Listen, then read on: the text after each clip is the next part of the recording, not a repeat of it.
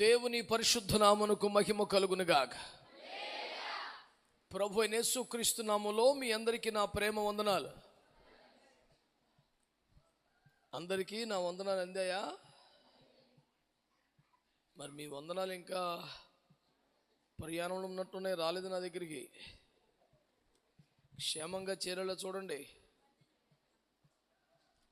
2-3 వచ్చినాయి. చిన్న ఇది కూడా ఆపేసేయండి నాన్న.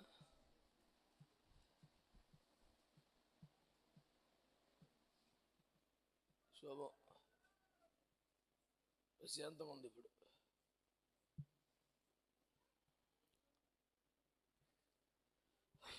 దేవుని పరిశుద్ధ నామమునకు మహిమ కలుగునుగాక. ప్రభు అయిన యేసుక్రీస్తు ఇటు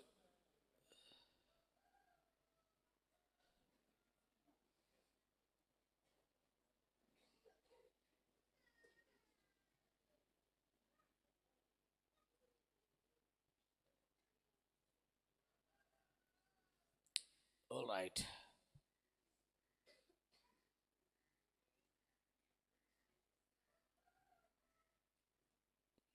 ప్రభు అయిన యేసుక్రీస్తు నామానికి మహిమను ఘనతను ఆపాదిస్తూ నన్ను ప్రేమతో ఆహ్వానించినటువంటి పాస్టర్ పౌల్ గారికి, కుమారుడు బెన్సన్కి నా వందనాలు తెలియజేస్తున్నాను. ఎక్కడో సెల్ ఫోన్లు మోగుతున్నాయి చూడండి. వాళ్ళు ఎవరో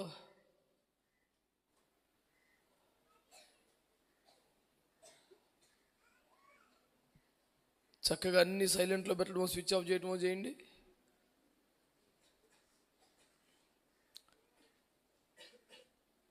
ఇంకెక్కడ ఎవరి ఫోన్లు మోగకూడదు, తప్పది.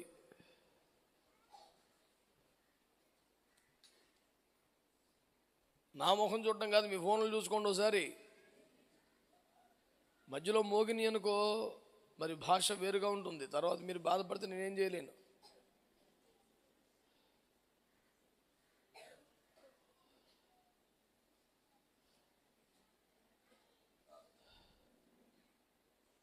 దేవుని కృపను బట్టి చాలా కాలంగా యూజువల్గా పొట్టోడు గట్టోడు అంటారు, కానీ ఇక్కడ బక్కోడు కూడా గట్టోడే. దాదాపు ఒక 2 సంవత్సరాలు బట్టి నన్ను మామూలుగా కాదు అసలు. ఆ కూటమి ఏదైనా, సందర్భం ఏదైనా, ఎక్కడికి వచ్చినా ఇదే భజన. నేను ఇప్పటికే ఒప్పుకున్న మీటింగులు సంవత్సరాల కొద్దీ ఉన్నాయి. ఇంకా తప్పకుండా వస్తానులే అని మామూలుగా మాట ఇచ్చిన ఇంకా కుప్పలు తెప్పలు మిగిలి ఉన్నాయి. నెరవేర్చవలసిన వాగ్దానాలు ఇన్నుండగా మళ్ళీ కొత్తగా ఇంకో వాగ్దానం చేయడం ఎందుకు నైనా వద్దు అని నేను ఖరాఖండిగా రాలేను అని చెప్తూనే వచ్చాను. కానీ ఇతగాడు ఎన్నిసార్లు రాలేను అని చెప్పినా మళ్ళీ అంతే ఫ్రెష్గా, అసలు ఇంతకుముందు ఎప్పుడు అడగనట్టు ఇదే మొదటిసారిలాగా తాజాగా మళ్ళీ వస్తూ ఉండేవాడు. ఇంక అసలు హ్యాపీ క్రిస్మస్ జర్నీచాలంటాడు పిల్లోడు. ఇక ఆ రకంగా మొత్తానికి సరేనన్నా, ఒక పగలు ఖాళీ ఉంది, శుద్ధీకరణ కూడికలాగానే ఏర్పాటు చేసుకో, వస్తాను అని చెప్పేసి అన్నాను. ఆ తర్వాత ఈ మందిర విస్తరణను దేవుడు అనుగ్రహించటం, ప్రతిష్ఠించకుండా వాడుకోలేం కదా అనే ఆలోచన కూడా కరెక్టే. దాన్ని బట్టి ఇది ఆలయ ప్రతిష్టగా ముద్రించబడింది, డిజైన్ చేయబడింది. దేవుని కృపలో ఆలయాన్ని ప్రతిష్ఠించాం, విస్తరించబడిన దాన్ని సహా. ఇక దీంట్లో ప్రతిష్ఠిత కార్యక్రమాలు ఏమిటి, శుద్ధీకరణ ఏమిటి, అన్నీ జరగాల్సిందే. కనుక నేను సరిగ్గా 1 గంటకి వెళ్ళిపోవాలి ఎక్కడి నుంచి అనే ప్లాన్తో పొద్దున్న బయలుదేరాను. నేను రావడమే కొంత ఆలస్యమైంది. ఈ రూటు, ఈ కిలోమీటర్లు, దాన్ని బట్టి నేను వేసుకున్న అంచనా దెబ్బతింది. అనుకున్న దానికంటే ఒక అరగంట ఆలస్యమైంది. మొత్తం మీద ఆ అరగంటని తగ్గించలేం కాబట్టి 1 గంట అనుకున్నది 1 గంటన్నరకే వెళ్ళే ప్రయత్నం చేస్తాను. ఈ సమయం అంతా చక్కగా ప్రశాంతంగా శ్రద్ధగా దేవుని వాక్యాలు మీరు వినాలి. శ్రద్ధగా వింటారా? మంచిగా ఫోన్లు చూసుకుంటూ ఉంటారా? నువ్వేం బెంగెట్టుకోకు. శుద్ధీకరణ, కూడిక, ఆలయ ప్రతిష్ఠ అన్నీ కలిపి జరిగిపోతాయి. నువ్వు బెంగెట్టుకోవాల్సిన అవసరమే లేదు. దేవునికి స్తోత్రం కలుగునగా. మంచిది ప్రియులారా, దేవుని వాక్యాన్ని ధ్యానం చేద్దాం. లూకా సువార్త 2వ అధ్యాయం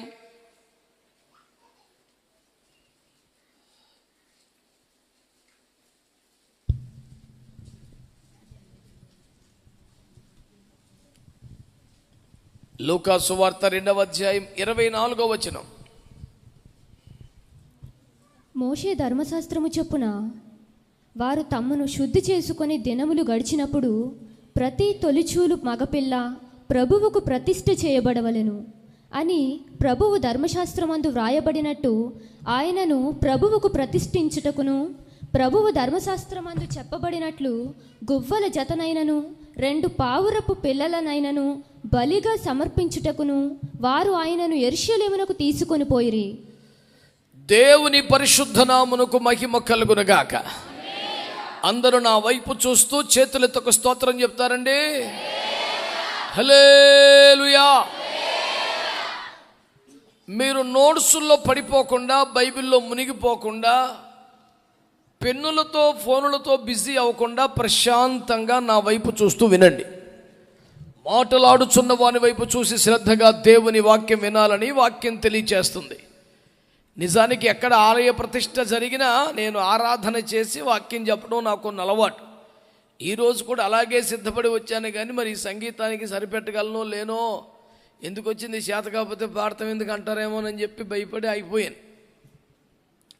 మనకు మరి రాగం తాళం ఇవన్నీ తెలియదు కదండి. ఏదో అమాయకంగా కుట్టుకుపోయే బ్యాచ్. ఈ ఆధునికమైనటువంటి మరి అద్భుతమైన పరికరాలు, ఈ శాస్త్రాలు మనకు రావు. మరి జాకోబ్ రెడ్డి అయితే అలాగని సరిపెట్టాడు. కానీ కొత్త కొత్త రాగాలు మర్చి పాటలన్నీ కూడా చక్కగా పాడాడు. దేవుని స్తోత్రం. మంచిది బిడ్డలారా, ఈ రోజున ఒక అద్భుతమైన సంగతి మీ దృష్టికి తేవాలని ఇష్టపడుతున్నాను. కారణం ఏమిటంటే, డిసెంబర్ మాసంలో దేవుడు నన్ను ఎక్కడికి తీసుకెళ్ళినా మరి అశుభమని మీరు అనుకుంటారేమో, కానీ అది ఒక చావుకైతే కూడా, నన్ను ఒక చావుకి దేవుడు తీసుకెళ్తే కూడా, అంటే అక్కడ వాక్యం చెప్పాల్సి వస్తే కూడా, అది గృహప్రతిష్ఠ అయినా పెళ్ళైనా ఇంకేది కానీ, క్రీస్తు జననానికి సంబంధించిన వచనముల ఆధారంగా వాక్య ధ్యానం చేయడం నాకున్న వాడుక. అంటే మీ భాషలో చెప్పాలంటే క్రిస్మస్ రిలేటెడ్ వచనాలతోనే వాక్య ధ్యానం చేయడం నాకున్న అలవాటు. అందులో భాగంగానే ఇప్పుడు ధ్యానాన్ని చేస్తున్నాం. ప్రభువైన యేసుక్రీస్తు వారు శరీరమును ధరించి భూమి మీదకి వచ్చిన 8వ దినాన యేసుక్రీస్తు ప్రభు వారిని యోసేపు మరియలు దేవాలయానికి తీసుకొచ్చారట. యేసు ప్రభు వారిని దేవాలయమునకు తీసుకొచ్చినప్పుడు రాయబడిన మాట ఏంటంటే, ఆయనను, ఎవరిని? యేసు ప్రభువాన్ని, ఆయనను ప్రభువునకు ప్రతిష్ఠ చేయుటకు తెచ్చారట. ఒక పట్టాన నాకు అరగని అతిపెద్ద వచనం ఇది. ఎవరిని ప్రతిష్ఠ చేయాలి? మీ మౌనం నశించునుగాక, మీ నోర్లు తెరవబడునుగాక, మౌనమునీశ్వరులందరూ మారు మనసు పొంది ఉజ్జీవమును పొందుకొందురుగాక. చెప్పో మంచి గట్టిగా. అది మెయింటైన్ చేయండి చివరిదాకా. ఈడ్చి కొడితే గంటసేపు ఉంటాను నేను. అందులో మళ్ళీ తగ్గించేసి వాల్యూములు పెంచేసి అట్లా మాస్టర్ పెట్టేసి ఉంటుంది. తిప్పబాకండి పద్దాక. యేసుక్రీస్తు ప్రభువునట దేవునికి ప్రతిష్ఠ చేయడానికి వారు దేవాలయమునకు తీసుకొని వచ్చారట. ఎలాగో సందర్భం వచ్చిన ఒక మాట అంటాను. యేసు ప్రభు ఎవరు? దేవుడా, దేవుని కుమారుడా? యేసు ప్రభు ఎవరు? దేవుని కుమారుడా, మనుష్య కుమారుడా? యేసు ప్రభు ఎవరు? ప్రభువా, ప్రవక్త? యేసు ప్రభు ఎవరు? తండ్రిని చేరుకొనుటకు మార్గమా, లేక తానే దేవుడా? యేసు ప్రభు ఎవరు? వాక్యమా లేక దేవుడా? యేసు ప్రభు ఎవరు? తండ్రిని ప్రార్థించుటకు ఆరాధించుటకు అనుగ్రహించబడ్డ నామమేనా? యేసు ప్రభు కూడా ఆరాధనీయుడేనా? ఇన్ని ప్రశ్నలు క్రైస్తవేతర ప్రపంచంలో దాదాపుగా లేవండి, క్రైస్తవులకే ఉన్నాయండి. వచ్చిన సవాళ్ళు ఇదే కదా. మాకు క్రీస్తు ప్రభువుల వారికి సంబంధం లేదని కాస్త దూరంగా ఉన్న వాళ్ళంతా బాగానే చెబుతున్నారు.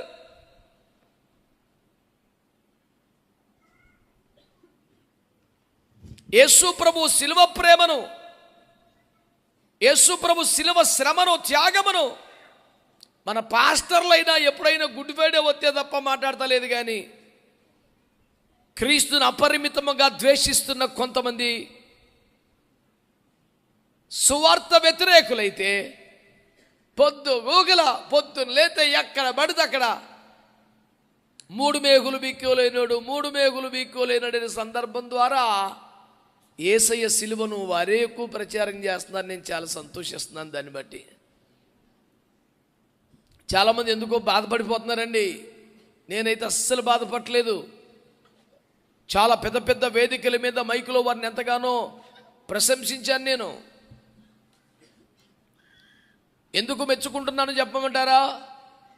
వారు యేసు క్రీస్తు ప్రభువారు మేకులతో కొట్టబడడం, సిలువకు బిగించబడడం, ప్రాణము విడిచిపెట్టడం, గెత్సెమనెలో తండ్రి చిత్తమైతే ప్రార్థన తొలగించమని ప్రార్థన చేయడం, ఇవన్నీ వారు చూశారా? లేదు. వారి గ్రంథాల్లో ఉన్నాయా? లేదు. మరి ఇంత ఖచ్చితంగా గట్టిగా స్ట్రాంగ్గా తండ్రి నీ చిత్తమైతే ఈ పాత్ర తొలగించమని ఏడ్చినోడు, 3 మేకులు పీక్కోలేనాడు అని వారు అంటున్నారంటే వారు కేవలం బైబిల్ని చదవలేదు, బైబిల్లో ఉన్న ఆ సమాచారాన్ని నమ్ముతున్నారు. కనుక ఐఎమ్ హ్యాపీ. మన పాస్టర్ గారులుగా చాలామంది సిలువు పేరు ఎత్తాలంటేనే భయం. అంత కృప గ్రేస్ గ్రేస్ గ్రేస్ అని కొట్టుకుపోతున్నారు వీళ్ళు ఇందులో పడి. ఆయనే నయం కదా, పొద్దుకూకలకు సిలువు గురించి మాట్లాడుతున్నాడు చక్కగానే. పౌలయ్య గారి మాదిరి నేను సిలువ వేయబడ్డ క్రీస్తును ప్రకటిస్తున్నాను అన్నాడు. కొందరు జ్ఞానాన్ని కోరుకున్నారు, కొందరు అద్భుతాలు కోరుతున్నారు. మేమైతే సిలువ వేయబడ్డ క్రీస్తును ప్రకటిస్తున్నామని పౌలు గారు అన్నారు. సిలువ ఎందు తప్ప మరి దేనేందుని అతిశయించునని పౌలు గారు అన్నారు. నేను ఇప్పటికే క్రీస్తు కూడా సిలువ ఇవ్వడం జీవించదు నేను గారు, క్రీస్తేనా ఎందుకు జీవిస్తారు పౌలు గారు చెప్పారు. సిలువను గురించిన వార్తే శక్తినిస్తోందని పౌలు గారు చెప్పారు. కొంతమంది సిలువకు శత్రులైపోయారు, మీరైతే సిలువను హత్తుకోమని పౌలు గారు పిలుపునిచ్చారు. పౌలు గారి తర్వాత పద్దాకా సిలువను గురించి వేరే మాట్లాడుతున్నారని నేను ఎంతగానో సంతోషపడుతున్నాను. బైబిల్ నమ్ముతున్నారు వారు. బైబిల్ చదవటమే కాదు, ఎగతాళి చేయడానికి, దూషించడానికి. ఒకవేళ చదివినా అంత కాన్ఫిడెంట్గా గెచ్చేమని తోటలు ఏడవలేదా, 3 మేకులు పీక్కోలేక అలా ఏలబడి చచ్చిపోలేదా అంటే సిలువ శ్రమనంతా వారు చదివారు, నమ్మారు. కానీ ఏమి నమ్మట్లేదు? పునరుత్థానం ఒకటే నమ్మలేదు. అంటే ఎంతో కొంత నమ్మారుగా. ఎంతో కొంత ఏంటా, కొంతే నమ్మలేదు, మొత్తం నమ్మారు.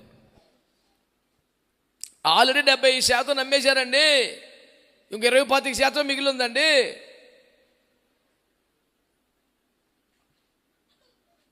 డెబ్బై 75% నమ్మేశారు కదా, 20-25 ఉంది, అది కూడా నమ్మేస్తారని పూర్తిగా నమ్మేస్తున్నాను నేను. మీరు మౌనంగా ఉన్నారు చూడు, మీరు సూపర్. అసలు ఎడబోగేసుకొచ్చే వీళ్ళందరినీ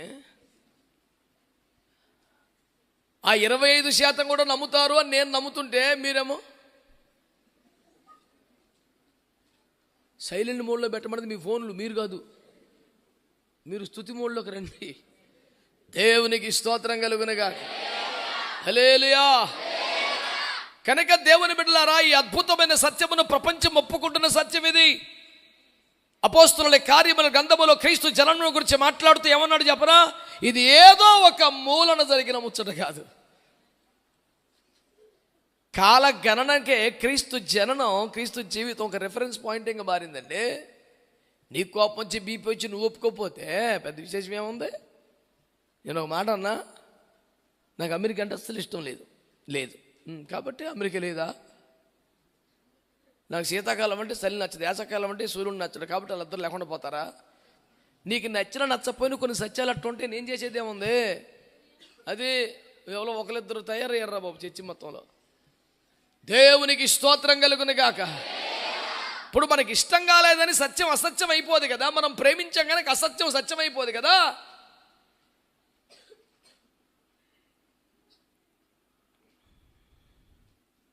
యేసు ప్రభు వారు రావడం హేరోదికి ఇష్టం లేదు, టెన్షన్ పడింది, కంగారు పడ్డబడి. నిజమే, మొత్తం అల్లకల్లం చేశాడు, పిల్లకాయలను చంపేశాడు. ఇంత కంగారు, ఇంత కలవరం, ఇంత గొడవ ఎందుకు అనుకున్నావు? దేవుడు దీనుడై వచ్చేసాడు అని నమ్మబట్టి. నమ్మకం లేక కాదు, బాగా నమ్మకం ఎక్కువ పెట్టి టెన్షన్ పడిపోతున్నారు. దేవునికి స్తోత్రం. మీరు సరిగ్గా చెప్తలేదు ఎందుకో మరి. కొన్ని హ్యాపీ క్రిస్మస్ అంటే బాగా వరుతారా? మరి మా జనం అయితే ఎంత సైలెంట్ అనుకుంటారండి అసలు. అయ్యి బాబోయ్, క్రీస్తును దూషించుచున్న వారు గారు క్రీస్తును నమ్ముచున్నారనే సత్యం ఎంత గొప్ప సత్యం, ఎంత సంతోషం కలిగించాలి మనకి. ఇంకొక మాట చెప్పనా, యేసు ప్రభు ఒక సిలువేశాయి, అవసరమైతే ఆ బందిపోటు దొంగ బర్రబ్బా కావాలి కానీ యేసు ప్రభు వద్దని చంపేశారు కదా, సిలువేశారు కదా. సరే, సిలువేశాక ప్రాణం పోయిన తర్వాత అరిమత యేసు చేసి దెంతమైన అడిగి తీసుకెళ్ళి సమాధిలో పెట్టాక అంతా అయిపోయిన తర్వాత ఉత్తర క్రియలు కూడా మర్యాదగా సంపూర్ణం చేసామని ఆనందపడుతున్న వేళ ఏమన్నారు? ఈ బ్యాచ్, ఏ బ్యాచ్? చంపేసిన బ్యాచ్ ఏమన్నారు? ఆ సమాధికి పెద్ద రాయి పెట్టాలన్నారు. పెట్టుకోండి, ముద్ర వేయాలి. ముద్ర ఎడబడతాడు, ఏరా పనికి మేల మాటలు మాట్లాడతావు. ఉత్తర్వుల మీద చట్టాల మీద వేస్తారు ముద్ర, సమాధుల మీద ముద్ర వేస్తారు. ఏమో ఆడుతున్నావు, వేస్తావా సత్తావా, సావడం కానీ ఇదే బెటర్ అని వేసాడు. పోనీ అదే అయిపోయింది. ఈసారి సంఖ్యలు ఏమన్నా, సమాధికి సంఖ్యలు ఏంట్రా, చచ్చిపాడిగా వేస్తావా లేదా అన్నాడు. అది కూడా వేశారు. అది అయిపోయిన తర్వాత ఒక 50 మంది సైనికులను పెట్టమన్నారు. మళ్ళీ సమాధి కాపలేదు, మీకు మెంటలా చేదస్తావా, నువ్వు పెడతావా సత్తావా, అల్లరి ఎక్కువ కూర్చున్నది కదా, తన వల్ల ప్రయోజనం లేదని తెలిసి మళ్ళీ అది కూడా ఒప్పేసుకొని, ఎందుకురా సమాధికి రాయి అంటారు, సమాధికి ముద్ర అంటారు, సమాధికి సంఖ్యలు అంటారు, సమాధికి సైనికులు అంటారు, మీకు మెంట్లో చచ్చిపోడు కదా, మీకు ఎందుకు ఇంకా టెన్షను అని అంటే వీళ్ళు అంటారు. నీకు తెలియదురా నాయన, ఆయన బతికున్నప్పుడు నేను 3 రోజులు వచ్చేస్తాను అన్నాడు. వచ్చేస్తాడరా బాబుని. యేసు ప్రభు గ్యారెంటీగా సమాధి గుండెను చీల్చుకొని బయటకు వస్తాడని నమ్మిన వాళ్ళు అపోస్తలులు కాదు. వాళ్ళ గదిలో తలుపేసుకొని చెప్పిన నమ్ముతలేదు వాళ్ళు. 3 రోజునే భోజనం చేస్తున్నారు, కొంచెం 2 రోజులకి పేనం వెలిసిపోయింది ఒకటికి. వాళ్ళు నమ్మేశారు. కనుక మీరు గొప్ప విశ్వాసంలో ఫీల్ అవ్వకండి. ఎవరు ఎక్కువ తిడుతున్నారో, ఎవరు ఎక్కువ దూషిస్తున్నారో, ఎవరు ఎక్కువ గొడవ చేస్తున్నారో వాళ్ళు ఎక్కువ నమ్ముతున్నారు కాబట్టి ఎక్కువ టెన్షన్ పడుతున్నారు. అందరూ దేవునికి స్తోత్రం చెప్పండి. హల్లెలూయా. ఇంతకీ చెప్పండి, యేసు ఎవరు? లాలి లాలి లాలమ్మ లాలి అని పాడుతున్నారుగా. బజ్జ కన్నయ్య మనుయేలు అన్నారుగా. కన్నె మరియా మరియా అన్నారుగా. ఒక నిమేషము నీవు నిదురించుమయ్యా అని బతివేలాడుతున్నారుగా. ఎవరండి యేసు ప్రభు వారు? ఎవడోయ్ విన్నారు ఈ మాటలు మీరు? యోహాను సువార్త 1:1 ప్రకారం ఆది యందు వాక్యముండును, వాక్యము దేవుని వద్దుండును, వాక్యమే. ఏ వాక్యం? ఏ వాక్యం? అది అమాయకంగా మాట్లాడకు నువ్వు. ఏ వాక్యం అండి? ఏ వాక్యమైతే అఖిల బ్రహ్మాండమును చరాచర జగత్తును పుట్టించి పోషించి పాలిస్తున్నదో, సమస్తమును కలిగించిందో, ప్రపంచం నిర్మించిన మహత్తు గల వాక్యం ఏదైతే ఉందో, ప్రపంచమును నిర్వహించుచున్న వాక్యం ఏదైతే ఉందో, మహాజలముల మీద వినబడిన ఆ స్వరం ఏదైతే ఉందో, ఆ వాక్యమే దేవుడై ఉండెను. మాట్లాడరే. యేసు ప్రభు ఎవరు? సమస్తములను సృష్టించిన దేవుడు. కలిగున్నది ఏది ఆయన లేకుండా కలగలేదు. నిర్మించిన నిర్వహించుచున్న వాగ్దేవుడు ఆయనే. చెప్పరే. అందుకనే తీతు పత్రిక 1:3 ప్రకారం ఆయన మహాదేవుడు. స్తోత్రం. హల్లెలూయా. అపోస్తలుల కార్యాలు 20:28 ప్రకారం స్వరక్తమిచ్చి సంపాదించుకున్న దేవుడు అంటలేదు మీరు. రోమాపత్రిక 9:5 ప్రకారం శరీరమును బట్టి యూదుల్లో పుట్టాడు కానీ సర్వాధికారి అయిన దేవుడు, నిరంతరము స్తోత్రార్హుడు. నేను అనేది ఏంటంటే, ఇప్పుడు ఆలయంలోకి వచ్చింది ఎవరో? ఆ దేవుడే. ఏ దేవుడు? వాక్యమైన దేవుడు. ఏ దేవుడు? సమస్తమును చరాచర జగత్తును పుట్టించి పోషించి పాలిస్తున్న దేవుడు. ఏ దేవుడు? మహాదేవుడు. ఏ దేవుడు? సర్వాధికారి అయిన దేవుడు. ఆమేన్.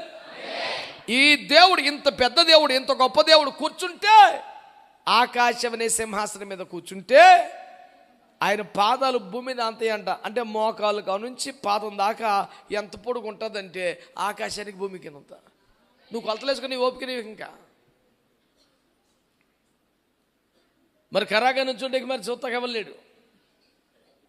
ఆకాశం మీద కూర్చుంటేనే ఇంత పెద్ద దేవుడు శరీరమును దాల్చి భూమి మీదకి వచ్చాడు. ఆమేన్. ఇప్పుడు మీరు పట్టుకోవలసిన మాట ఏంటంటే, ఈయన మరి మరి ఎంతైనా దేవుడు, పరలోకంలో దేవుడు కదండి, భూమి మీద మరి మనిషిగా వచ్చాడు కదండి. మళ్ళీ పరలోకం వెళ్ళిపోయాక దేవుడు అయిపోయాడేమో, కానీ ఎంత ఇక్కడ మట్టికి లోకలే అని ఎవడని అనుకుంటే, పత్రికలో పౌలు గారు రాస్తున్నారు ఏమని? దైవత్వం యొక్క సర్వ పరిపూర్ణత శరీరముగా క్రీస్తునందు నివసించెను. దైవత్వం యొక్క క్వాలిటీస్ ఇవన్నీ ఒక 1,00,000 రాసేవనుకున్నావు. 1,00,000 దేవుడు అంటే ఇట్లా ఉండాలని. ఆ 1,00,000 యేసుప్రభులో ఉన్నాయంట. ఏది? మహిమలో కాదు, శరీరముగా భూమి మీదకి వచ్చినప్పుడు దైవత్వం యొక్క సర్వ పరిపూర్ణత శరీరముగా క్రీస్తునందు నివసించెను. దేవునికి స్తోత్రం కలుగునగా. ఆయన అదృశ్య దేవుని యొక్క మూర్తిమంతమై ఉన్నాడు. దేవుని మహిమ యొక్క తేజస్సు అయి ఉన్నాడు. ఇంగ్లీష్లో అంటాడు the perfect image of God head. దేవుని యొక్క స్పష్టమైన ఫోటో ఇవ్వడం తీస్తే అది యేసుప్రభు అంట. The express image of God. దేవుని ఎవడు చూడలేడు, రూపం ఎలా గీయలేడు కదా. ఆ రూపం మనకు అర్థమయ్యేది ఏదన్నా ఉంటే ఫోటో, అది యేసుప్రభు. హల్లెలూయా. యేసుప్రభే దేవుని ఫోటో అంటే ఆయన ఫోటో పెట్టుకొని, ఆ ఫోటోలాగా నటించిన సినీ నటుడు ఫోటో పెట్టుకొని మురిచిపోయి ముద్దులు వేసుకొని దండేసుకుని ఆమెకనే ఏమనాలా? ఆ పాత్ర పోషించిన ఒక నటుడురా. పిల్లలారా అన్నాడు కాబట్టి యేసుప్రభు అయిపోతాడు. ఇంత తెలివితేటలు ఉండాలి కదా. పాకెట్ క్యాలెండర్ మీద యేసుప్రభు బొమ్మ వేసుకోవడం, వెనకాల తారీఖులు వేసుకోవడం, పొద్దున్న లేచి ఆడు దేవుని దృష్టికి వేషధారి అని రాస్తాడు యోబు గ్రంథంలో. కనుక యేసు ప్రభు ఎవరో? దైవత్వం యొక్క సర్వ పరిపూర్ణత శరీరముగా నివసించిన పరిపూర్ణమైన దేవుడు. ఆమేన్. మరొక వాక్యం చెప్పనా? ఏలయనగా మనకు శిశువు పుట్టెను, కుమారుడు అనుగ్రహించబడెను, ఆశ్చర్యకరుడు, ఆలోచనకర్త, బలవంతులకు పిల్లోడు, నిత్యునకు కొడుకు. చవరకొండ ఏం మాట్లాడుతున్నారు? నేను చెప్పినట్టే ఉందా బైబిల్లో? నేను చెప్పినట్టే ఉందా బైబిల్లో? మరి మాట్లాడరా? మరి ఓ పొలమును చేతన కలబడి ఇలా ఎవరు చెప్పితే ఇనేసి కొల్లెట్లో కలిసిపోతే బాపుతుందో బండి. బలవంతుడైన దేవుడు అని ఉంది, నిత్యుడైన తండ్రి అని ఉంది. ఉందా? మాట్లాడరా? మరి మరి ఎవరు అనుకుంటున్నావు? ఆయన ఎంతైనా మరి యేసు ప్రభు గారి ద్వారా తండ్రి గారిని ఆరాధించాలి, కానీ డైరెక్ట్గా యేసు ప్రభుని ఆరాధించి ఎలాగండి? ఇడిపిలేకపోతాడు ఎందుకు? నీ ప్రాబ్లం ఏంట్రా? ప్రకటన గ్రంథం 5వ అధ్యాయంలో తండ్రి అయిన దేవుని సమక్షములో యేసుక్రీస్తు ప్రభుల వారిని 24 పెద్దలు సింహాసనాలు దిగి కిరీటాలు పక్కన పెట్టి సాష్టాంగ పడిపోయి, గొర్రెపిల్ల నీ వరుకుడవు యోగ్యుడవని ఆరాధన చేస్తుంటే, పరలోకములోనే తండ్రి సమక్షములోనే కుమారుని ఆరాధిస్తూ ఉంటే ఈడంటాడు మరి కుమారుని ఆరాధించకూడదు కదండి.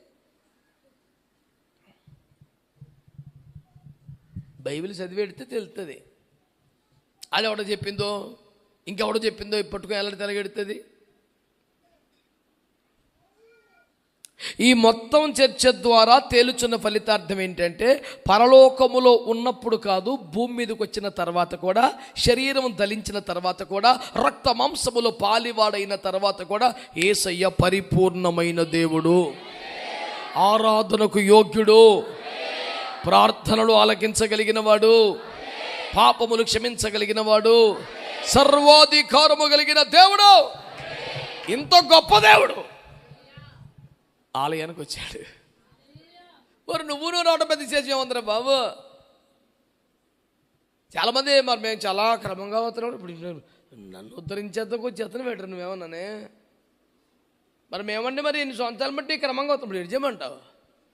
ఈ తమ్మవేదం తీసేసి నేను పెట్టేద్దునా? సజీవంగా బతికుండగానే ఒక విగ్రహం తయారు చేసి కొంతమంది కోరుకుంటారు అలాగా, నా ఫోటో పెట్టండి. ఆడు ఫోటో దగ్గర ఆడు నుంచి ఫోటో తీసుకుంటాడు, అదొక వింతైన టేస్ట్ అండి. ఈ దయ్యం ప్రేలాపనలు ఒక్కొక్కటి వస్తుంటాయి. ఎందుకో మేము ఎంతగానో మందిరం కోసం కష్టపడ్డామండి, సంఘం కోసం, మరి మాకు ఎలాంటి గుర్తింపు లేదండి. ఇప్పుడు ఎడి చేసేయాలండి, ఏదో ఒక స్తంభాన్ని షేపుల కింద చెక్కేసి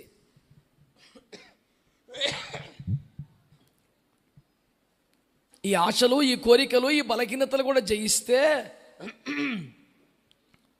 ఎక్కడ పరలోకపు దేవాలయములో ఒక స్తంభంగా చేస్తానన్నాడు. నువ్వు అక్కడికి ఎలాగో వెళ్ళమలే, ఎందుకు వచ్చింది ఇక్కడే ఏదో స్తంభం మీద నా బొమ్మ చెక్కి అంటాడు వీడు. ఇప్పుడు ఇలాంటి వాడు మరి చర్చికి రావడం ఎందుకు? ఇంకా పరలోకం వెళ్ళాలన్న ఆసక్తి కానీ నమ్మకంగా, లేకపోతే మరి దేనికి? ఇదో కుల సంఘమా, ఇదో కార్మిక సంఘమా? ఎందుకు జ్వరపడ్డారు నువ్వు? మరి ఇలాంటి వాడి గురించి పౌలు గారు రాశాడు ఏమని? రహస్యముగా జ్వరపడిన కపట సహోదరుల వల్ల ఇలాంటి కష్టాలు వస్తున్నాయిరా బాబు అని బాధపడ్డాడు పౌలు గారు.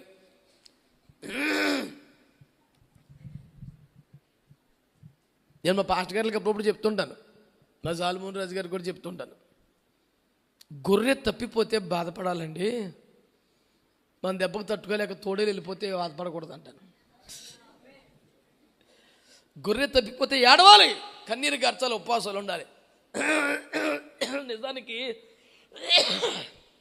అది గొర్రె కాదు, 2-3 గొర్రెలు తినేసి ఆ చర్మం కప్పేసుకొని గొర్రెలా కూర్చుంది వచ్చి. మనం ఆ చర్మం చూసి గొర్రె అనుకున్నాం, ఆ తోడేలది. దాని గొర్రె చర్మం ఎలాగొచ్చింది? 2-3 గొర్రెలు తినేసి ఆ చర్మం కప్పేసుకుంది. అది మనకు తెలియకుండా చర్మం చూసి ఒక పెద్ద గొర్రె చర్చకు వచ్చింది అనుకుంటున్నాం మనం, అది తోడేలది. అది కొంతకాలం ఉండి ఉండి ఉండి సడన్గా 2-3 గొర్రెలు వేసుకెళ్ళిపోయింది అది. సో ఇది వేసుకెళ్ళిపోయిన 2 గొర్రెలు మన దానికోసం ఏడవాలి తప్ప అది తోడేలు దానికోసం ఏడకూడదు. అమ్మయ్యా, మెట్టుకు ప్రమాదం తప్పిందని సంతోషించాలా. మామూలుగా అదే చెప్తున్నాను, అప్పుడప్పుడు దుఃఖపడిపోతుంటే పోయింది తోడేలు పోనే చేస్తూ రక్తం వేయించాయి. ఒక్క లోతుగాడు పోతే 318 మంది దేవునికి స్తోత్రం చెప్పండి. కన్నీరు చాలా విలువైంది, పెద్దగా ఏడకూడదు. మాట్లాడరే, మన కన్నీరు దేవుని బుడ్డిలో ఆయన దోసిట పట్టుకొని బుడ్డిలో దాచిపెడతాడంట. నువ్వు అయిందా నీకు కందని ఏడ్చేస్తే ఇప్పుడు అది పారిపోయేలా దాచిపెట్టాలో అర్థం కాని పరిస్థితి అయిపోతుంది కదా నీ కన్నీరు. మంచి కాస్ట్లీ కారణానికి ఏడో, దేశం కోసం ఏడో, సంఘం కోసం ఏడో, తోడేల కోసం ఏడో బాబు. దేవునికి స్తోత్రం కలుగునగా. మాట్లాడరా, ఎవడన్నా మొత్తం తోడేలుగా ఉన్నాడు, కొంత సౌండ్ తగ్గించేసారట్రా. ఏమో మరి పౌలు గారికి తెలుసా గొడవంతా? నాకేం తెలుసు? ఎవడు గొర్రెలు తినేసిన తోడేలు ఎవడో? దేవునికి మహిమ కలుగునుగాక. హల్లెలూయా. కాబట్టి ప్రభునందు మిక్కిలి ప్రియమైన దేవుని బిడ్డలారా, రోజు వాక్యాన్ని వినండి. యేసుప్రభు ఎవరు? మహాదేవుడు. యేసుప్రభు ఎవరు? సర్వాధికారి అయిన దేవుడు. యేసుప్రభు దైవత్వం సర్వపరిపూర్ణత కలిగిన వాడు. యేసుప్రభు ఎవరు? కృపా సత్య సంపూర్ణుడు. యేసుప్రభు ఎవరు? బలమైన దేవుడు, నిత్యులకు తండ్రి. ఇంత పెద్ద దేవుడు ఆలయానికి వచ్చాడు అనండి. చెప్పండి, ఇంత పెద్ద దేవుడు ఎక్కడికి వచ్చాడు? చెప్పండి, ఎక్కడికి వచ్చాడు? అసలు పాయింట్ ఇప్పుడు చెప్తున్నా వినండి. వచ్చాడంటే మామూలు కాదట. ఎందుకు వచ్చాడంట? ఈయనను ప్రభువుకు ప్రతిష్ఠ చేయడానికి వచ్చాడు. ఓరే నాయన, ఏంటంది ఇది? ఆయన దేవుడు కదా, ఆది సంభూతుడు, అద్వితీయుడు. దేవునికి స్తోత్రం కలుగునుగాక. అద్వితీయ సత్య దేవుడును అన్నాడు కదా. అద్వితీయ అనండి. ద్వితీయ అంటే రెండవ, అద్వితీయ అంటే రెండవడు కాదని. మరి అంత అయినానండి, మరి కుమారుడు కదండి, సన్నైన ఒకరు మండిపోను. వాక్యం చెప్తుంది ఆయన అద్వితీయుడు అంటే ద్వితీయుడు కాదు, అతడే ప్రథముడు. నేను మొదటి వాడిని 10 సార్లు చెప్పాడు, అల్ఫాని 10 సార్లు చెప్పాడు. శాశ్వత కాలము నుండి శాశ్వత కాలం వరకు సన్నుతింపబడు దేవుడు. ఏం మాట్లాడతావు ఆయన గురించి నువ్వు? అంత గొప్ప దేవుడే, అంత మహాదేవుడే. దైవత్వాన్ని వదిలేసి రాలేదట, వచ్చినప్పుడు కూడా దైవుడేనట, శరీరంలో కూడా దేవుడేనట. దేవునికి స్తోత్రం.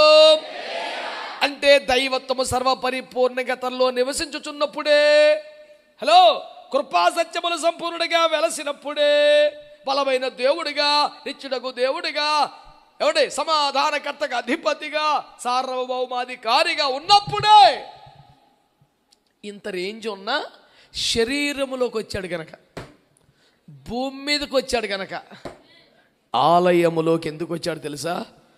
ప్రతిష్ఠించబట్టానికి వచ్చాడు. నా పాయింట్ ఒకటే, మన ప్రభువే ప్రతిష్ఠింపబడవలసి వస్తే మరి మనం, మీ మౌనము నశించునుగాక. నోరు తెరి సంవత్సరం చెప్పండి, దెబ్బలు తినేసేలా ఉన్నారు బాబు. మీరు ఎవరు కళ్ళు మూసుకోకండి, నోరు మూసుకుంటే పర్లేదు కానీ కళ్ళు మూసుకుంటే పెట్టించారు. కానీ కళ్ళు మూసుకుని అలవాటు ఉందా వద్దా?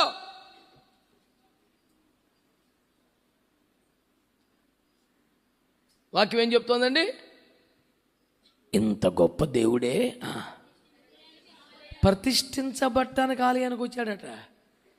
నా ప్రశ్న ఏంటంటే, యేసు ప్రభువే ఒక ప్రతిష్టలోనికి రావలసి వస్తే మనకి పర్లేదా? నమ్ముకుంటే చాలు అందామా? చర్చికి వస్తే చాలు అందామా? సందా అయితే చాలు అందామా? ఏదో ఒకటి నీ పేరు మీద మరి కేకులు కోళ్ళు కోస్తే చాలు అందామా? ఓరి నాయన, యేసు ప్రభు వారికే ప్రతిష్ఠ చేయబడటం అవసరమైతే నువ్వు చిన్నయ్య గారివైనా, పెద్దయ్య గారివైనా, పెద్ద నాయకుడివైనా, ఎవరివైనా సరే, సీనియర్ సంఘ పెద్దవైనా, మేము పరిశుద్ధలం అని భావిస్తున్న వాళ్ళైనా, దేవుని వాక్య ప్రకారం ఇదిగో మీ అందరికీ హ్యాపీ క్రిస్మస్ శుభాకాంక్షలు చెప్తున్నాను. యేసు ప్రభు కూడా జన్మించినప్పుడు చెప్పండి, భూలోకంలోకి వచ్చినప్పుడు ఎలా వచ్చాడు? ప్రతిష్ఠించుకునడానికి మందిరానికి వచ్చాడు. ఈరోజు నా సందేశం ఒకటే, ఒక్క సింగిల్ స్ట్రైట్ లైన్ సందేశం ఏంటి తెలుసా? యేసయ్యే ప్రతిష్ఠింపబడవలసి వస్తే మనం ఒక ప్రతిష్టలోకి రావద్దా? మనం ఒక ప్రతిష్టలోకి రావద్దా? పాటలు పడితే చాలా, ఆరాధన చేస్తే చాలా, దశంభాగాలు ఇస్తే చాలా, కానుకలు ఇస్తే చాలా, ప్రసంగాలు చేస్తే చాలా, పాస్టర్ గారు అంటే చాలా. నువ్వు ఎవరివైనా సరే, చిన్నోడవైనా పెద్దోడవైనా, నువ్వు ఎవరైనా సరే, నీ ఒక ప్రతిష్టలోకి రాకపోతే దేవునికి అంగీకారం కానే కాదు. ఆలయ ప్రతిష్ట, గృహ ప్రతిష్ట, వేదిక ప్రతిష్ట, అన్ని ప్రతిష్ట. మరి నీ సంగతి ఏంటి? ఈ ఆలయ ప్రతిష్ట సందర్భంగా దేవుడు మనతో మాట్లాడుతున్న ఖచ్చితమైన వర్తమానం ఏమనగా, మనమందరము దేవుని ఆలయము లోపట, హలో, దేవుని ఆలయము లోపట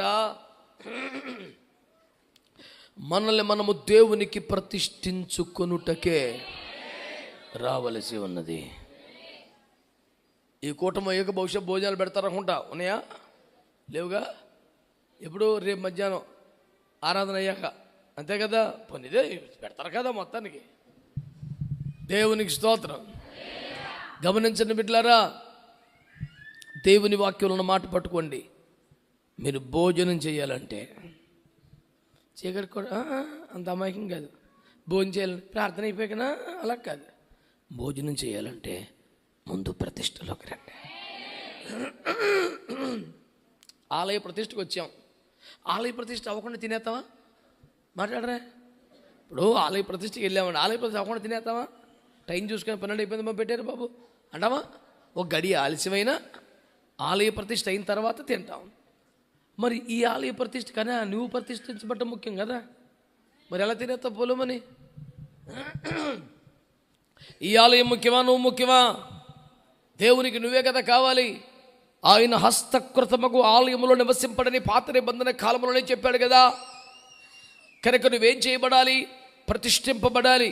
కనుక నీ ఎదుట ఒక రోజు సమయం ఉన్నది. నీ ఎదుట ఒకరోజు సరిగ్గా రేపు వాళ్ళకి 24 గంటల సమయం ఉంది. నువ్వు తింటావో, నిద్రపోతావో, మోకరిస్తావో, విశ్రాంతి తీసుకుంటావో, మాట్లాడతావో, ఏడుస్తావో, పాడతావో నాకు సంబంధం లేదు. ఈ సమయాన్ని సద్వినియోగం చేసుకోవాలి. దేనికోసం అంటే దేవునికి నీ ప్రాణాత్మ దేహములు ప్రతిష్ఠ చేసుకోవడానికి. దేవునికి మహిమ కలుగునుగాక. ఒక సరైన ప్రతిష్టలోకి రావడానికి నువ్వు దేవుని వాక్యాన్ని సవాలుగా తీసుకుపోట. ఈ సమయం అందుకొరకే దేవుడు ఏర్పాటు చేశాడు. ప్రతిష్టలోకి రావడానికే ఈ కుడికి ఏర్పాటు చేశాడు ప్రభువైన యేసుక్రీస్తు వారే. ప్రతిష్టలోనికి రావడానికి ఆలయానికి వస్తే నీకు నాకు ఒక ప్రతిష్ట అవసరం లేదా?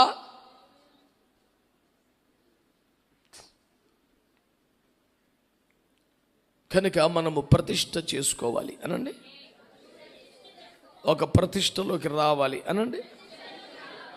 ఆమె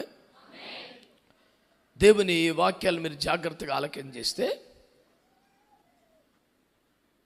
నిర్గమకాండం 32వ అధ్యాయం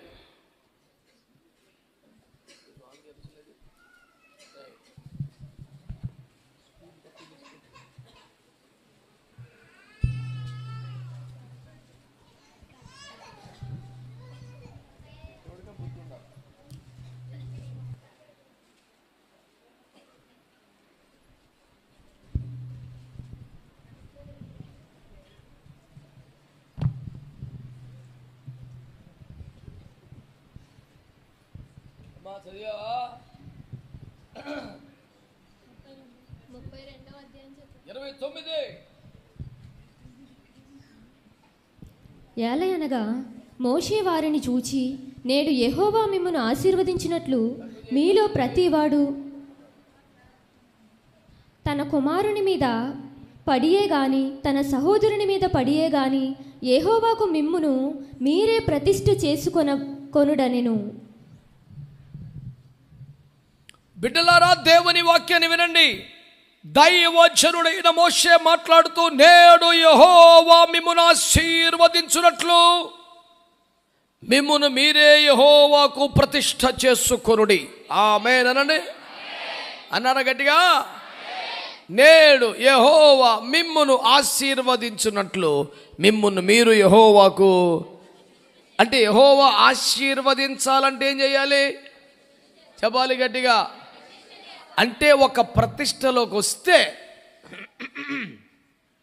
నీ మీదకి సరైన ఆశీర్వాదం వచ్చుద్ది. మేము కూడా నమ్ముకున్నామంటే, మేము కూడా చర్చికి వస్తామంటే, మేము కూడా సందాలు ఇస్తామని. బాబు నీ సందాయం ఉంచుకోడరా బాబు, నువ్వు ఎంత ఇద్దానికి 10 రెట్లకి వెళ్ళి ఇచ్చేస్తా, నీ రుణం ఆయనకి ఎందుకు? ఇప్పుడు ఎవరన్నా మనం కొంపకొచ్చినప్పుడు ఫంక్షన్కో తెరుగు దేనికో ఒక 500 పడేసాడు ఇంకో మనకు పేన ఊపుతుందా? మళ్ళీ ఏదో సందర్భం వచ్చి ఆడు 500 అడిగి ఎత్తే కానీ నిద్రటదా? మనమే ఎవరు రుణం ఉంచుకోమండి, దేవుడు ఎందుకు ఉంచుకుంటాడు?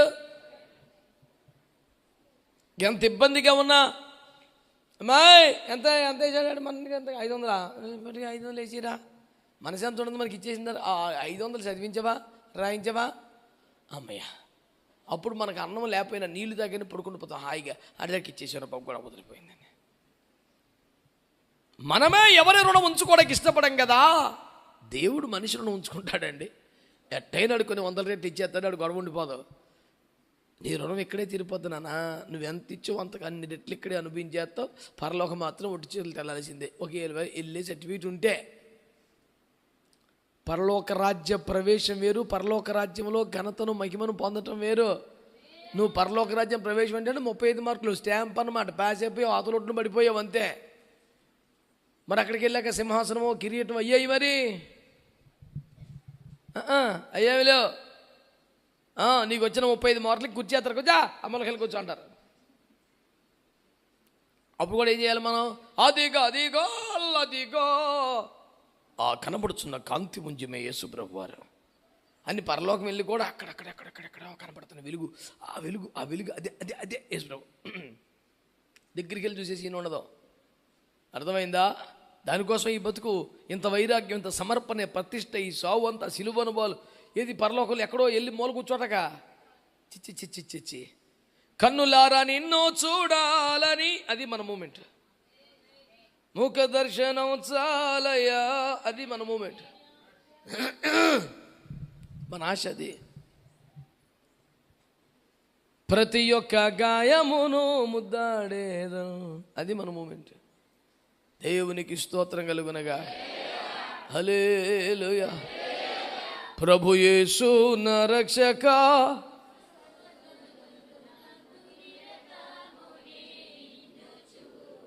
అది మన మూమెంట్. మొత్తం నరకం తప్పించాలని చిచ్చి 35 మార్కులు బ్యాచ్లు ఉండాలనుకుంటున్నా, మెరిట్లో ఉండాలనుకుంటున్నాం, ఏదైనా ర్యాంక్ కొట్టాలనుకుంటున్నాం. ఎక్కడెప్పుడు మన బతుకి మన ఫోటో పేపర్లో పర్లేదు కానీ అక్కడ ఉండాలని కోరుకుంటున్నాం. స్తోత్రం చెప్పరే. హల్లెలూయా. కనుక ప్రభునందు ప్రియమైన దేవుని బిడ్డలారా, దేవుని వాక్యమును మీరు శ్రద్ధగా ఆలకించగలిగితే పరలోక రాజ్య ప్రవేశమునకు సంబంధించి ఓ ఇతిమిద్దమైనటువంటి బెంచ్ మార్క్ చూపించాడు. ఏమిటది? యెహోవా మిమ్మును ఆశీర్వదించున్నట్లుగా మిమ్మును మీరే యెహోవాకు. అంటే ఎవరైతే ప్రతిష్టలోకి రారో అసలు ఆ జీవితం మీద ఆశీర్వాదం ఉండదండి. ఏదో కొట్టుకుపోతున్నాడు, ఆడు చేసిన దానికి మళ్ళీ దేవుడు రుణం ఉంచుకోవడానికి ఎడిచేస్తుంటాడు. అలాగా ఆడికి ఇచ్చిన 10 రూపాయలు 100 రూపాయలు చూసే మరి దేవుని కృప కాకపోతే దేవుని ఆశీర్వాదం నేను 50 వేసానండి, నాకు 500 వచ్చిందండి. మరి అది 35 మార్కులు రా, అది కాదు అసలు గొడవ. అసలు గొడవ అది కాదు. తండ్రి నా కన్నీటిని తుడచునెప్పుడో ఆశతో వేచియుండే నా హృదయం. ఎవడెవడో వచ్చి పోన్లేండి సార్, బాధపడకండి సార్, ఎన్ని లక్షల మంది చెప్పినా మన దుఃఖం తీరదు. ఆ రోజు స్వయంగా ప్రభు మన దగ్గర నడుచుకుంటూ వచ్చి దావీదు ఇట్రా నాన్న ఇట్రా అని మన కన్నీరు తుడిచి, ఏం కాదులే నా దగ్గర ఉంటావు కదా, ఎప్పటికీ నా కుర్చీలో కూర్చోబెట్టుకుంటాను, నీకు మర్చిపో, అవన్నీ మర్చిపో నాన్న. ఆ క్షణాన కలిగే ఆనందం ఎన్ని లక్షల కోట్లు ఉంటుందో చెప్పడానికి. దాన్ని ఊహించుకునే దైవజనుడు ఏమవుదునో నేనేమో, అది ఇంకా మెంటలు వచ్చేద్దనమాట. అసలు ఆల్రెడీ ఏంటి బాబు ఇది, ఏంటిది? మహాదేవుడు పరిశుద్ధులు దూతలందరూ లైన్ పెట్టి నిలబడి చూస్తుంటే ఎవరు మోషే, నోవహు, హనోకు వీళ్ళందరూ వరుసపెట్టి లైన్ పెట్టి నుంచుంటే నన్ను కేకేసి అంతమంది మధ్యలో రే జఫనీ ఇటారా కేకేసి నా నెత్తి మీద ఒక కిరీటం పెట్టాడు అనుకో, తలుచుకుంటే గుండె చెరువైపోద్ది. వాళ్ళు ఎక్కడ మనం ఎక్కడే, నా బతుకు ఎక్కడ సరిపోతుంది? అబ్రహం లాంటి సమర్పణ మంది ఏమన్నా ఏంటంటే, ఇర్మియా లాంటి కన్నీటి అనుభవం మనకు ఉందా? ఎహెజ్కేల్ లాగా ప్రయాసపడ్డాలో మనం, ఏలియాలాగా తిప్పలపడ్డామా? మన బతికెంతండి. వాళ్ళందరూ ఒక చోట ఉంటుండగా మనల్ని కేక చేయి ఇటారా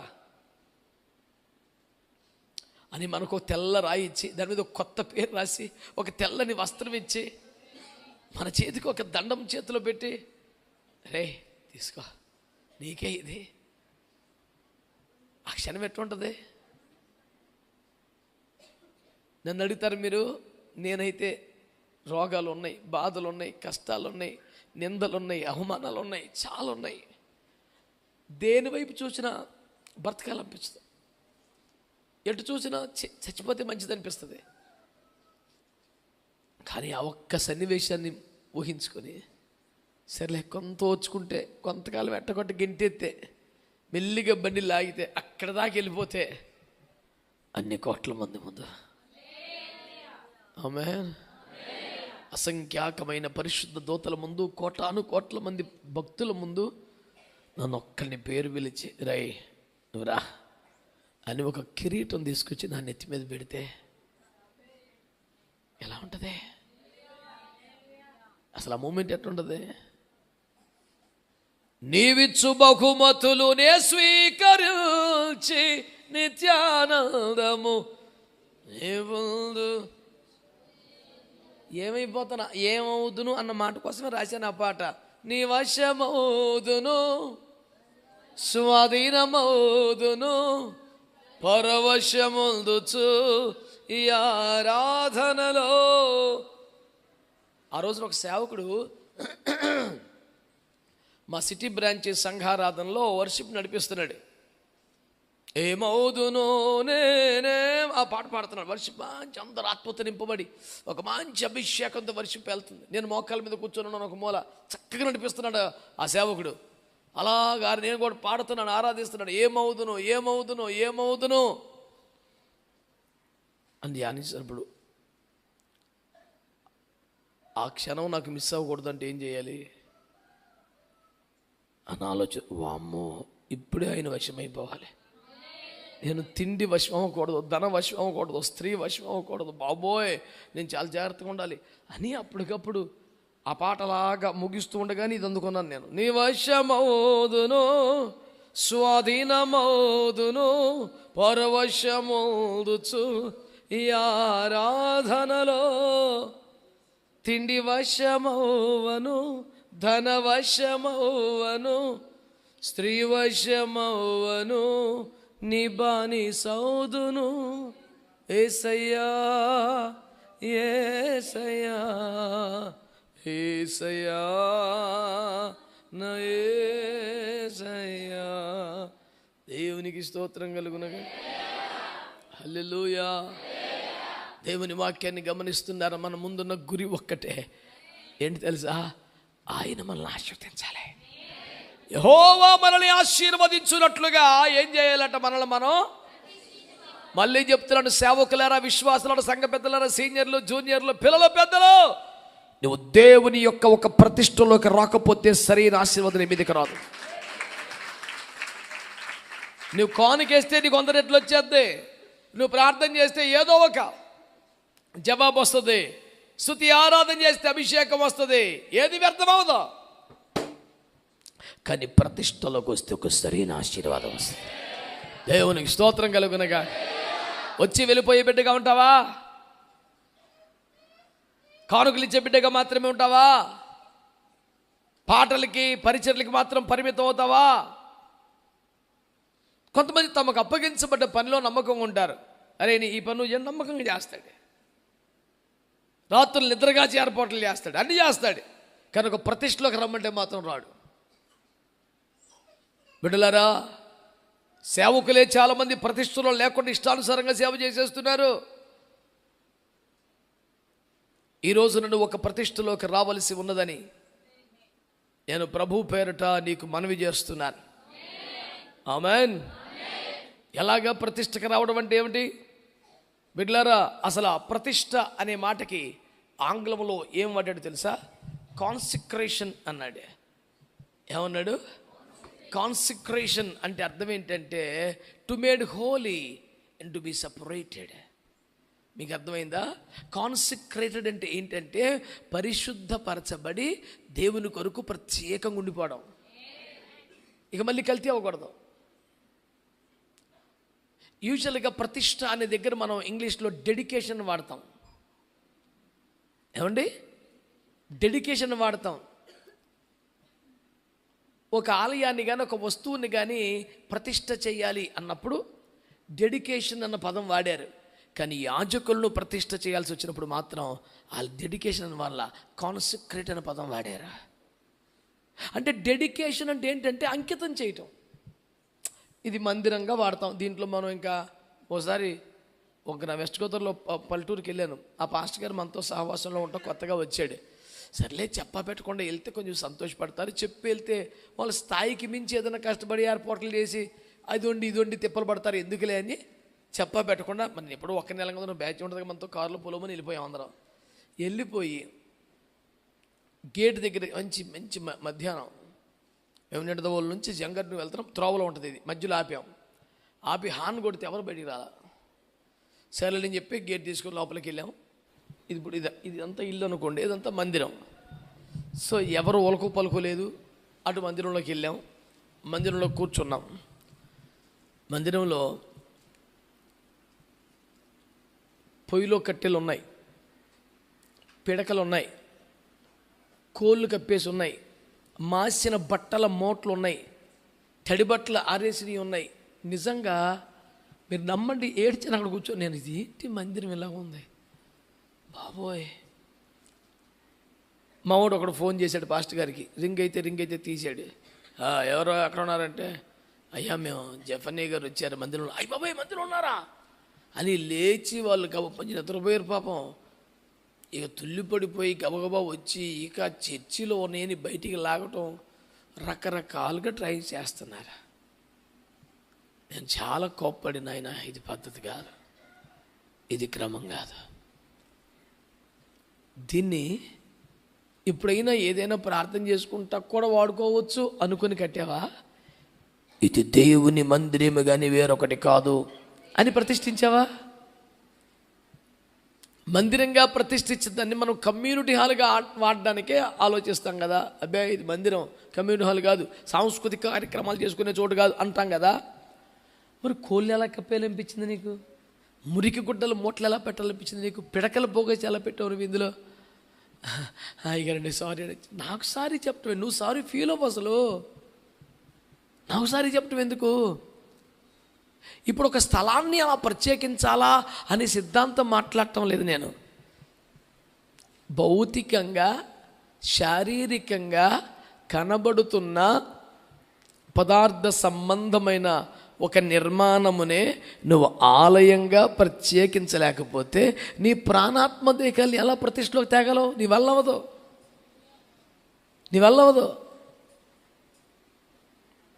ఇది కూడా నేను కనిపెట్టిన లాజిక్ ఏం కాదు. యేసుప్రభు చెప్పాడు, నువ్వు ఎదుర్కొన్న సహోదరుని ప్రేమించకపోతే కనపడిన దేవుడిని ఎలా ప్రేమిస్తావు నువ్వు అన్నాడు.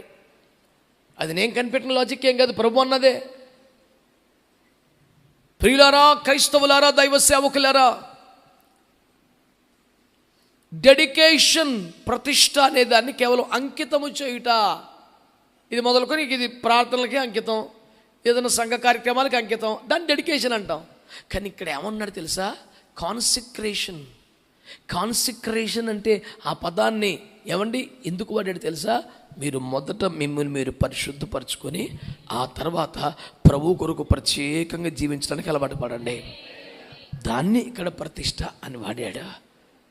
అంటే ఒక ప్రతిష్టలోకి వచ్చుట అంటే అర్థం ఏంటి చెప్పండి?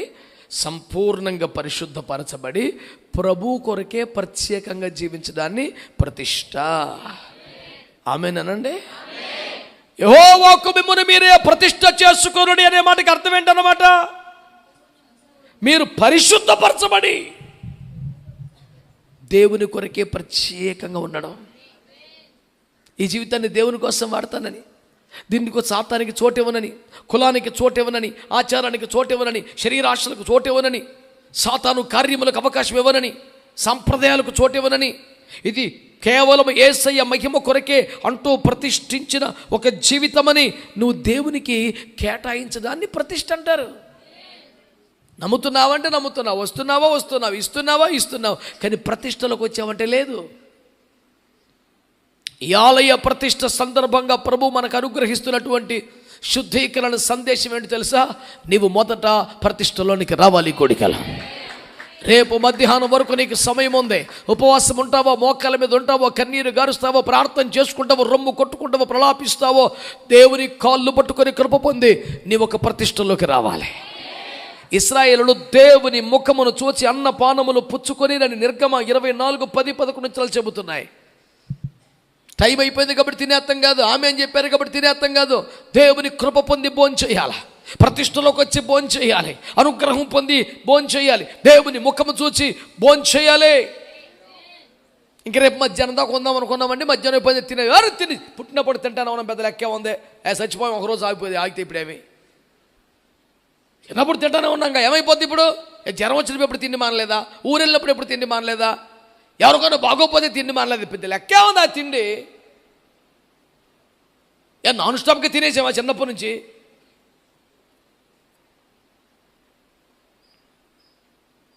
అనారోగ్యం వచ్చినప్పుడు, ఊరు వెళ్ళినప్పుడు, పెళ్ళిళ్ళకి వెళ్ళినప్పుడు, ఫంక్షన్కి వెళ్ళినప్పుడు కుదరక చాలాసార్లు తినలేదు నువ్వు. ఏం చచ్చిపోలేదు కదా? ఇప్పుడు కావాలని మానే ఒక పూట యోనాలాగా చేప కడుపులోకి వెళ్ళి గతి లేకపోతే ఉపవాసం కాదు. ఉపవాసం కాకపోతే ఏం చేస్తాడు యోనా? టిఫిన్ చేస్తా ఉందేంటి? ప్రసంగాలు చేస్తాడు, అయ్యగారు నాకు చిరాకు వచ్చేది. యోనా 3 రాత్రులు ఉపవాసం కాకపోతే మరి ఏం చేస్తాడు? టీ దగ్గర మన వెళ్ళి అవదో గతి లేకపోతే ఉపవాసం కాదు. ఆడ హాస్పిటల్లో పడిపోయి చేతికి పెట్టి ముతికి పెట్టి అన్నీ ముతికి బిగించేస్తే ఆడు వచ్చి అంటాడు 3 రోజుల తర్వాత మరి ఇంక 3 రోజులు ఉపవాసమే. అది ఉపవాసం లెక్కలోకి రాదు. దొంగేసలు ఇవ్వకు, అది లాంకనం, అది పస్తు, అది ఉపవాసం కాదు. ఉపవాసం ఎలా తెలుసా? ఒక రాణి అయ్యుండి కోరుకున్న పదార్థం కోరుకున్నది తినేంత సౌకర్యం ఉండి ఎవరక్కడ అంటే అందరూ ఎక్కడే అని చేసి పెట్టేవాళ్ళు బోల్డ్ మంది ఉండి 3 రోజులు పచ్చి మంచిలు ముట్టుకోలేదంటే ఇస్తారమ్మా. అది ఉపవాసం. ఆకలి ఉండి, అరుగుదల ఉండి, ఆహారం ఉండి, చేసి పెట్టేవాడు ఉండి, మూతికాడికి అందించేవాడు ఉండగా నాకు వద్దని కూర్చుని పొద్దు అనిపిస్తు నీ బతుకులో ఒక పూట చెయ్యి. ఏమైపోతుంది ఇప్పుడు? చచ్చిపో. యాక్చువల్గా రేపు మధ్యాహ్నం కదా రాత్రి తిని పర్లేదు ఎత్తి పెట్టుకొని నేను చచ్చిపోవా. కాన్సన్ట్రేషన్ ఒకటి, ప్రతిష్టలోకి రావాలి. ప్రతిష్టలోకి రావడం అంటే ఏంటి తెలుసా? పరిశుద్ధపరచబడి దేవుని కొరకు ప్రత్యేకించబడ్డ, పరిశుద్ధపరచబడి ప్రత్యేకించబడ్డాలి. అది కాన్సన్ట్రేషన్.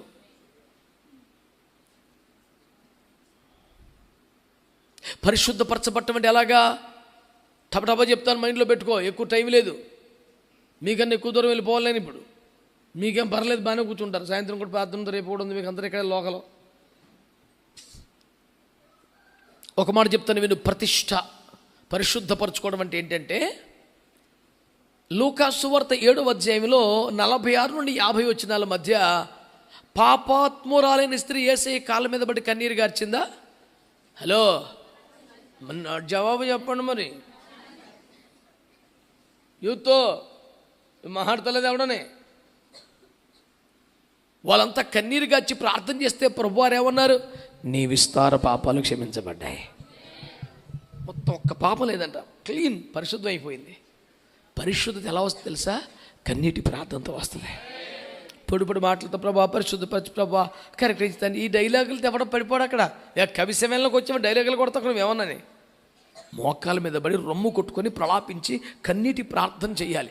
ప్రతి పాప విషయంలో నేను ఇలా చేసి ఉండాల్సింది కాదు, ఇలా మాట్లాడి ఉండాల్సింది కాదు, ఇలాంటి నిర్లక్ష్యం చేసి ఉండాలి, తప్పే పొరపాటే అని ఒక దుఃఖంతో పశ్చాత్తాపంతో నువ్వు కన్నీటితో ప్రార్థన చేస్తే నువ్వు పరిశుద్ధపరచబడతావు. దేవునికి స్తోత్రం చెప్పండి. బాప్తిసం పొందితే అపోస్తలుల 22:16 బాప్తిసం పొందితే నువ్వు పాపాలు కడిగేసుకుంటావు. ఇంకా ఎఫెసీ 5:25-27 వచనాలు, దేవుని వాక్యం అనే ఉదకం చేత స్నానం చేయాలి. ఉదకం అంటే నీరు, అంటే నిన్ను వాక్యంతో కడిగి పడేయాలన్నమాట. పొద్దుగూకుల వాగ్దానం కాదు. నీ పిండి పిసుకు తొట్టి రొట్టెల గంప క్యాష్ బాక్స్ హల్లెలూయా ఇది కాదురా నాయనా. వాక్యంతో కడిగి పడేయాలి, స్నానం అయిపోవాలన్నమాట. హల్లెలూయా. అదైపోయికి ఏం జరగాలి?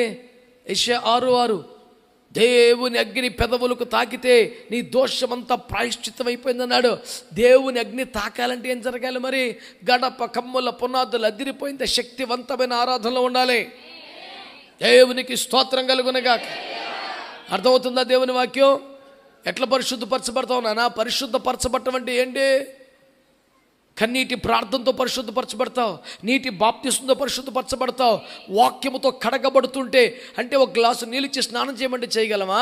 ఓ బాటిల్లో నీళ్ళు స్నానం చేయమంటే సరిపోతాయా? ఓ బకెట్ నీళ్ళలో బిందె నీళ్ళలో కావాలి కదా. అంటే స్నానము చేయటానికి సరిపడా నీరు అంటే దేవుని వాక్యము సమృద్ధిగా మన మీద కుమ్మరించబడాలి. ఏదైనా ఒక మాట మాట్లాడి, ఏదో 10 నిమిషాలు మాట్లాడి, ఏదో పావుగంట మాట్లాడి, డ్యాన్స్ వేసి, సెక్రటరీ మాట్లాడి, ట్రెజరీ మాట్లాడి, ఇంకో ప్రెసిడెంట్ మాట్లాడి, ఆడు మాట్లాడి, ఈడు మాట్లాడి, లాస్ట్లో మరి చాలా సమయం అయిపోయింది కనుక దైవజనులు క్లుప్తముగా చెప్పాలి. నువ్వే తినేరా ఆ టైం కూడా. ఎవడో ముఖం వచ్చిపోయినాడు మైకేసి వెళ్ళి మాట్లాడు నువ్వే. ఇలాంటి సోది వాకుడు వాగుతున్నా అసలు ఆ చుట్టుపక్కలకి వెళ్ళిన మాట అన్నాను నేను. ఎవడన్నా మైకి ముఖం వాసి ఎడుతున్నాడు, ఎప్పుడు మైకి మెత్తాడు, దేవుడి రుచి కూర్చున్నాడు ఎవడన్నా. దేవుని కాళ్ళ మీద పడి కన్నీరు గార్చి ఉపవాసం ప్రార్థన చేసి ప్రతిష్టలో బతికి నలగొట్టుకొని ప్రతి దినం ఒక నూతన మన్నాను పొందుకొని దేవుని సన్నిధిలో కాలము గడిపి వర్తమానం పొందుకొని వస్తే క్లుప్తంగా చెప్పవలేను. ఇప్పుడు చెప్పకపోతే నువ్వే మాట్లాడుకోరా. నువ్వు ఇప్పుడు కేకేస్తావా? అవకాశం తను ఇలా కసుకొని కూర్చున్నావు గోతిక నక్కలాగానే. పనికి మాలిన మాటలో నామకార్థ బతుకులని.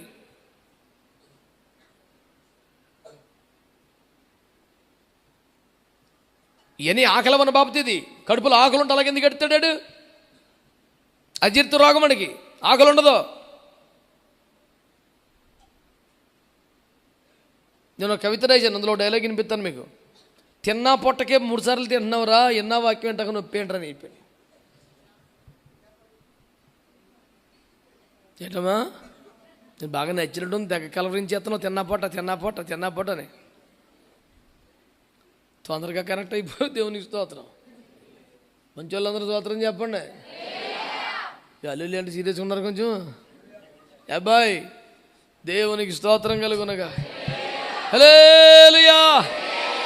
దేవుని వాక్యమును సవాలుగా తీసుకోండి. పూట పరిశుద్ధపరచబడాలి. దేవునికి మహిమ కలుగునగాక. హల్లెలూయా. ఈలోగా నువ్వు పరిశుద్ధపరచబడ్డాక మళ్ళీ ఏమైపోవాలి? మళ్ళీ మురికైపోకుండా, మళ్ళీ మాలిని వంటకుండా కాపాడుకుంటూ ఏం చేయాలట? ప్రత్యేకించబడ్డ జీవితం మెయింటైన్ చేయాలి. దేవునికి స్తోత్రం కలుగునగా. చిన్నపిల్లలకి నల్ల సొక్క వేసినా తెల్ల సొక్క వేసినా వాడికి ఏం తెలియదు. వాడు వెళ్ళిపోయి మట్లో కూర్చొని ఆడుకుంటూ ఉంటాడు చిన్నపిల్లడు. అది కొంచెం పెద్దోళ్ళకి తెల్ల డ్రెస్ వేసామనుకోండి, అచ్చే వాళ్ళు కూర్చోబెడతాం, మన వల్ల అవ్వదు. అవి బాబాయ్ శుభ్రంగా లేదు, దుమ్ము ధూళి, మరి ఆపాడు సోయి లేదారా, బాప్తిసం పొందేసావు నువ్వు, ఏడబడతాడు అట్లా కూర్చుంటున్నావు నువ్వు, వెళ్ళి ఏది పడితే ఎందుకు తింటున్నావు నువ్వు, అది ఆత్మను పొందాను అంటున్నావు. ఇక్కడ 4 భాషలు మాట్లాడి సరిపోయిందా? బయట నీ భాష మారొద్దా? బయట నీ బతుకు మారొద్దా? నీ ఆవేశాలు ఆనందాలు మారొద్దా? నీ టేస్ట్లు ఇంట్రెస్ట్లు మారొద్దా?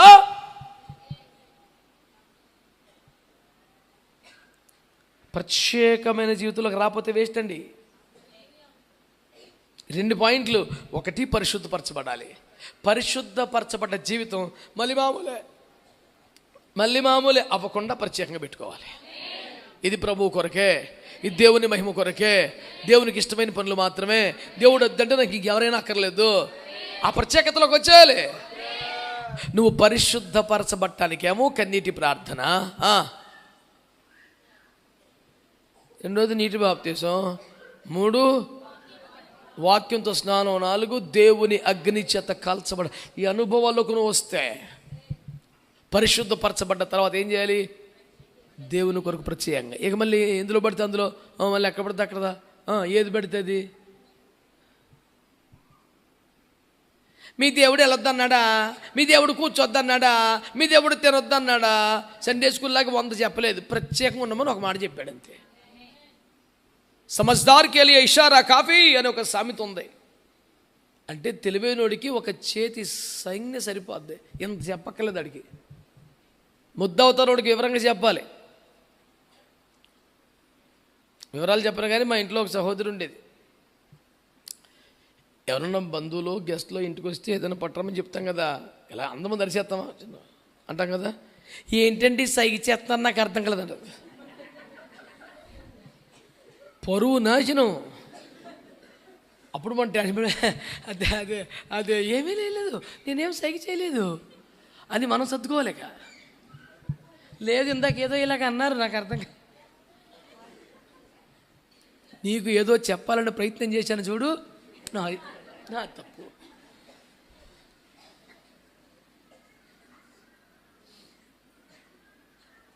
కొంతమంది వెరైటీ టేస్ట్లు ఉంటాయండి.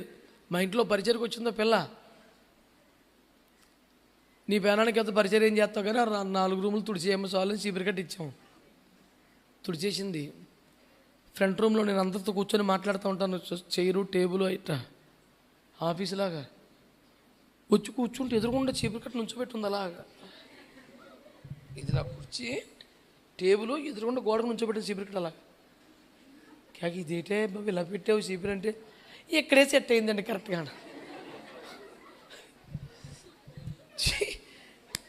సెంటర్లో హాల్లో ఆఫీసులో టేబుల్కి ఎదురుగా చీపురు కట్టు పెట్టి ఎక్కడే కరెక్ట్గా సెట్ అయిందంటుంది. ఇప్పుడు ఆ పిల్లకి ఏమని బోధించాలి నేను?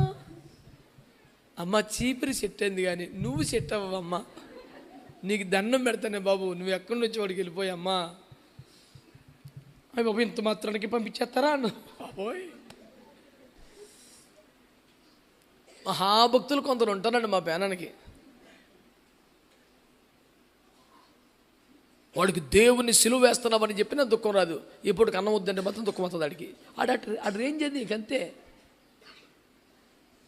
నీ చర్యల వలన మనుష్య కుమారుని బాహాటంగా సిలువ వేస్తున్నామంటే మరి ఎందుకు ఉండే అలాగ అయిపోయింది అని అంటారు చాలా సింపుల్గా. ఇప్పటికి అన్నం తినొద్దంటే మాత్రం పొలం చేస్తాం, నాకు అన్నం పెట్టలేదు మీరని.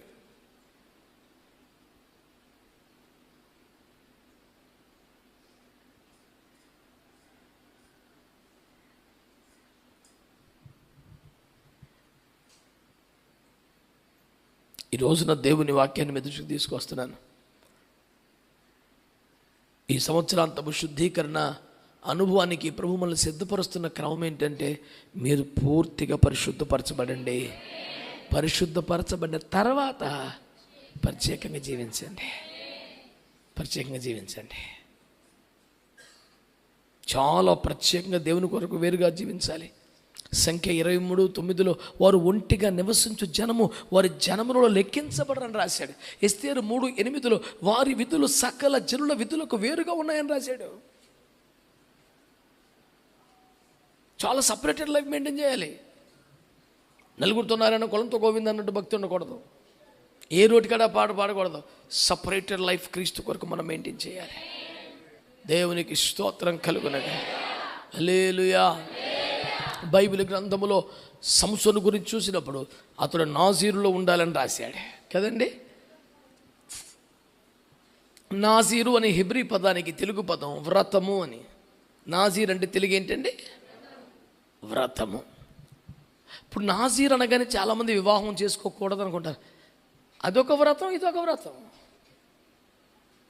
న్యాయాధిపతిలో చెప్పిన వ్రతం ఏంటంటే నువ్వు మోయాబు స్త్రీలను వివాహం చేసుకోకూడదు, నువ్వు ద్రాక్షరసం పానం చేయకూడదు, నీ జుట్టు కత్తిరించుకోకూడదు,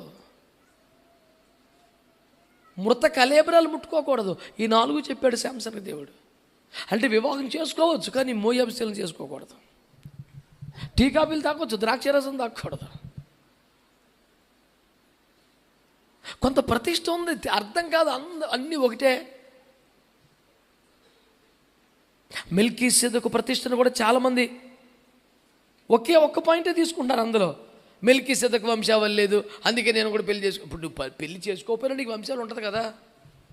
యేసుక్రీస్తుకి వంశాలు ఉంది కదా. మెల్కీసెదెకు ఉండదు, పరిశుద్ధాత్మ వంశావళి ఉండదు, కానీ నీకు ఉంటుంది కదా. నువ్వు ఆ పాయింట్ పట్టుకొని నేను పెళ్లి చేసుకోనంటే పెళ్లి చేసుకోకపోతే వంశావళి ఎట్టిపోతుంది? అమ్మ నాన్న లేరేటి నీకు? పెదనా చిన్నాన్న లేరా? అర్థమై సావదు ఇంకా ఎండ కదా చెప్తే. వివాహము చేసుకొనకుండా దేవుని కొరకు ప్రత్యేకించబడుట చాలా గొప్ప ప్రతిష్ట, చాలా ఉన్నతమైన ప్రతిష్ట. కానీ అది ఒక్కటే ప్రతిష్ట కాదు, ఇంకా చాలా ప్రతిష్టలు ఉన్నాయి. అర్ధాకలి మహాపాపం, సగం శుద్ధి, వేదవ బుద్ధని పూర్తిగా ఇనిసావే, సగంలో బయలుదేరిపోయావు.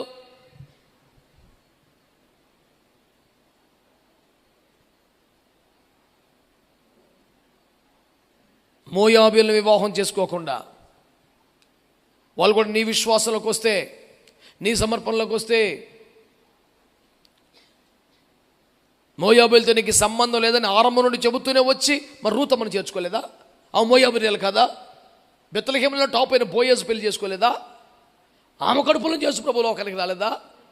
అంటే వాళ్ళు శరీర సంబంధమైన మోయాబీయులైనా వాళ్ళ దేశాన్ని, ఆ లోకాన్ని, ఆ మతాన్ని, ఆ ఆచారం వదిలిపెట్టుకొని బెత్లెహేములో స్థిరపడిపోవటానికి నీ దేవుడే నా దేవుడు, నీ కుటుంబం, నీ సహవాసం, ఈ సమర్పణలోకి వచ్చారు కాబట్టి యాక్సెప్టెడ్. కులము, మతము, జాతి అనేది ఇక్కడ విశ్వాసం ఒకటే పాయింట్. వాళ్ళు ఏ కులమైన ఏ జాతి ఈ ఉపదేశంలోకి వస్తే ఓకే, రాబోతే కుదరదు, ఇంకా సొంతోడైనా కుదరదు. వాడు అన్యుని గాను శుంకర్ గణించుకోమన్నాడు. అంటే మా బ్లడ్ అండ్ కుదరదు. కాబట్టి ఎంతమంది ప్రతిష్టలోకి రావాలనుకుంటున్నారు? ఆమేన్. నిర్గమకాండం 32:26 ఏమన్నాడు తెలుసా? మీలో యెహోవా పక్షముగా ఉండేవారి పక్కకి రండిరా అన్నాడు. అంటే 11 గోత్రాలు అక్కడ ఉండిపోయినాయి, లేవి గోత్రం మాత్రమే మోషే పక్క వచ్చారు. ప్రతిష్టలోకి రావాలంటే మొదట వాడు దైవజనుడి పక్షంగా నిలబడాలి. ఆమేన్. రెండవది రక్త సంబంధాలని చంపేసుకోవాలి. ఆత్మ సంబంధమే గొప్పది, ఆత్మ సంబంధమే గొప్పది. ఆమేన్. ఎంతైనా మరి మా ఊళ్ళు కదండి, కాదు కాదు కాదు.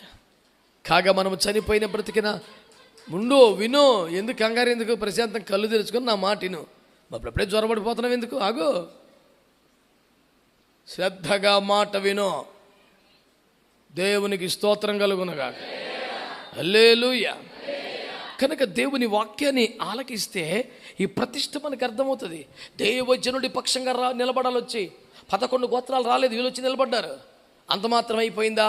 నెక్స్ట్ లెవెల్ ఏంటి? ఈ రక్త సంబంధాలు ముఖ్యం కాదు, ఆత్మ సంబంధం ముఖ్యం అనే అనుభవంలోకి వచ్చారు. ఉదాహరణకి అదేంటి వాళ్ళు అలాగా చంపేసుకుంటా. సైనికుడి దగ్గరికి వెళ్ళు. సైనికుడు యుద్ధభూమిలో ఉన్నాడు, మంచి మోపుగా యుద్ధం జరుగుతుంది. అమ్మకు బాగాలేదని సీరియస్గా వచ్చింది. ఏం చేస్తాడు? కన్న తల్లికి బాగోకపోతే డ్యూటీ చేస్తావట్రా దుర్మార్గుడా అంటాడు ఎవడన్నా. వేరే సైనికుడు అంటే సెల్యూట్ చేస్తారు, నమస్కారం పెడతారు. రక్త సంబంధాలని సైనికుడే అధిగమించవలసి వస్తే, ఒక దేశం కొరకు ప్రయాసపడేవాడు అధిగమిస్తే పరలోక రాజ్యం కొరకు ప్రయాసపడేవాడు బంధాలకు మించిన బాధ్యతలు చూడద్దా? అది దేశద్రోహం ఎట్టవుతుంది? అదొక ఉన్నతమైన ప్రతిష్ట. 1 దైవజనుడి పక్షంగా రావాలి, 2 బంధాలను అధిగమించాలి, 3 ప్రతిష్ఠ చేసుకోవాలి. అలా అయితే యెహోవా మిమ్మల్ని ఆశీర్వదిస్తాడు. ఈ ఆలయ ప్రతిష్ట సందర్భముగా మిమ్ములను మీరు ప్రతిష్ట చేసుకున్నట ద్వారా యెహోవా మిమ్మును ఆశీర్వదించున్నట్లుగా ఈ సంవత్సరాంతమున శుద్ధీకరించుకోండి. ఎందుకంటే పరిశుద్ధపరచుకొని ప్రత్యేకంగా ఉండడమే ప్రతిష్ట చేసుకోవడం. అందునిమిత్తమై మొదట దైవజనుని పక్షంగా నిలబడండి. రక్త సంబంధాలకు మించిన బాధ్యతగా భక్తి చేయండి. మిమ్మల్ని మీరు పరిశుద్ధపరచుకోండి. పరిశుద్ధపరచబడ్డ జీవితాన్ని దేవుని కోసం ప్రత్యేకంగా కాపాడుకోండి. తప్పకుండా మిమ్మల్ని, మీ కుటుంబాన్ని, సంఘాలని ఆయన ఆశీర్వదిస్తాడు. దేవుడి వాక్యం ద్వారా మనందరినీ దీవించునుగాక.